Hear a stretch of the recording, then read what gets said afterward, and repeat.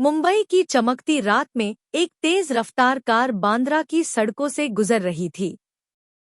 अंदर बैठी थी अन्वी शर्मा, उम्र लगभग 30 साल, आत्मविश्वास से भरी, तेज दिमाग और एक आकर्षक व्यक्तित्व वाली महिला। कार उसके अपने बंगले की ओर बढ़ रही थी। वो अब देश की एक नामी फूड एंड बेवरेज कंपनी की चेयरपर्सन थी। लेकिन उस रात उसकी आंखों में एक अजीब सी बेचैनी थी। सब कुछ होते हुए भी जैसे कुछ अधूरा रह गया हो। अन्वी एक मध्यम वर्गीय परिवार से थी। बचपन से ही उसे बड़ा सपना देखने की आदत थी, बड़ा घर, आलीशान गाड़ी और वो सम्मान जो समाज में सिर्फ अमीरों को मिलता है। पढ़ाई में तेज होने के बावजूद उसे हमेशा लगता रहा कि इस पुरुष प्रधान दुनिया में सफलता के लिए सिर्फ मेहनत नहीं, चालाकी भी चाहिए। कॉलेज के दिनों में उसका रिश्ता था एक सीधा साधा लड़के आरव मेहता से। आरव में प्यार था, सच्चाई थी, लेकिन पैसा नहीं। अन्वी ने अपने सपनों के रास्ते में आरव को बोझ समझा और एक दिन अचानक उसे छोड़ दिया, बिना कोई कारण बताए। भाग 3, एक शातिर योजना। कुछ सालों बाद अन्वी एक बिजनेस इवेंट में मिली विनीत मल्होत्रा से। उम्र 45 साल, तलाकशुदा, बेहद अमीर और एक मल्टीनेशनल कंपनी का मालिक। विनीत को अन्वी की स्मार्टनेस और सुंदरता ने प्रभावित किया और जल्द ही दोनों की नजदीकियां बढ़ी।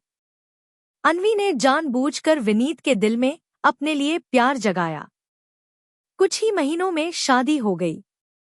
अब अन्वी की किस्मत बदल चुकी थी। कंपनी की आधी हिस्सेदारी उसके नाम थी। उसका नाम बिजनेस मैगजीन के कवर पर आने लगा। पार्टियों में उसका स्टाइल चर्चा बन गया।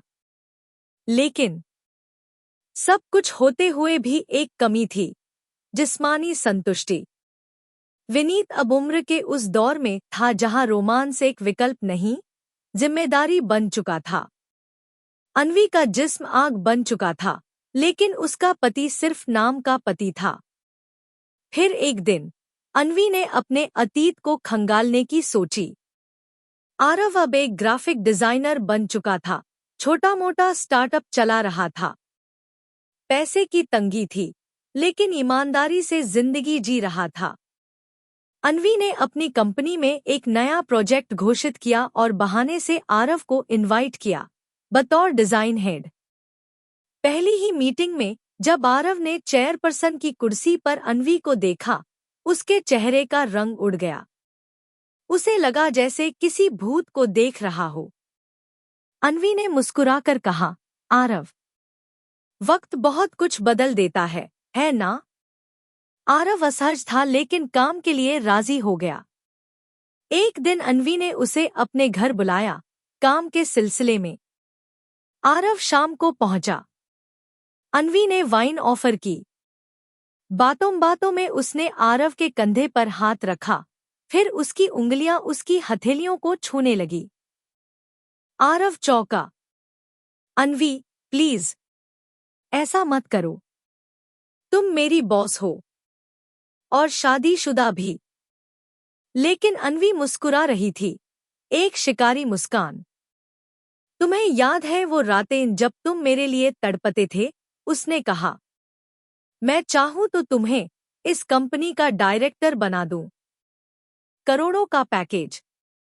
आरव हक्का बक्का रह गया। तभी अन्वी वॉशरूम गई और जब बाहर आई तो उसके शरीर पर कोई कपड़ा नहीं था। आरव जैसे बिजली के झटके से पीछे हटा। अन्वी, ये क्या कर रही हो तुम?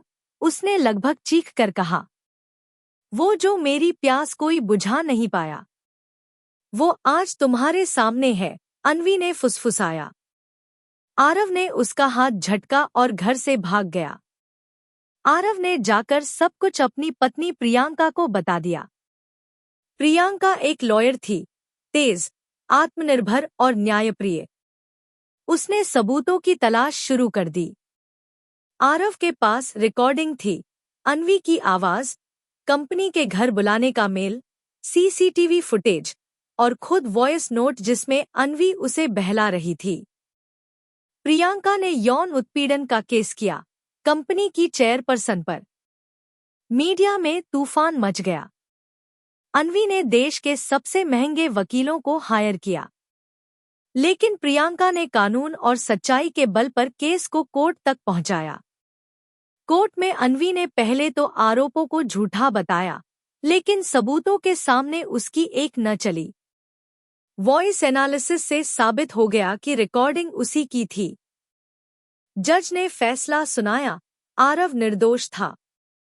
अन्वी पर कंपनी के अधिकारों के दुरुपयोग, मानसिक उत्पीड़न और यौन उत्पीड़न का मामला दर्ज हुआ। अन्वी की छवि एक झटके में खत्म हो गई। बिजनेस वर्ल्ड से उसे बर्खास्त कर दिया गया। सोशल मीडिया पर ट्रोलिंग शुरू हो गई। विनीत ने उसे तलाक दे दिया और शेयर वापस ले लिए। वो बंगला, वो कार, वो पावर, सब छिन गया। अब अन्वी उसी शहर में एक गुमनाम जिंदगी जी रही थी, जहां कभी उसकी तस्वीरें होर्डिंग्स पर दिखती थी। आरव और प्रियंका अब खुश हैं, एक सच्चे रिश्ते के साथ। और अन्वी? वो अब खुद से सवाल करती है, क्या ये वही सफलता थी जिसकी उसने चाहत की थी? सीख। जब इच्छाएं इंसान को अपनी सीमाएं पार करने पर मजबूर करती हैं, तो वो खुद के लिए ही जाल बुन लेता है। पावर, पैसा और शरीर की भूख, जब इंसान इनका गुलाम बन जाए, तो अंत बर्बादी ही होती है।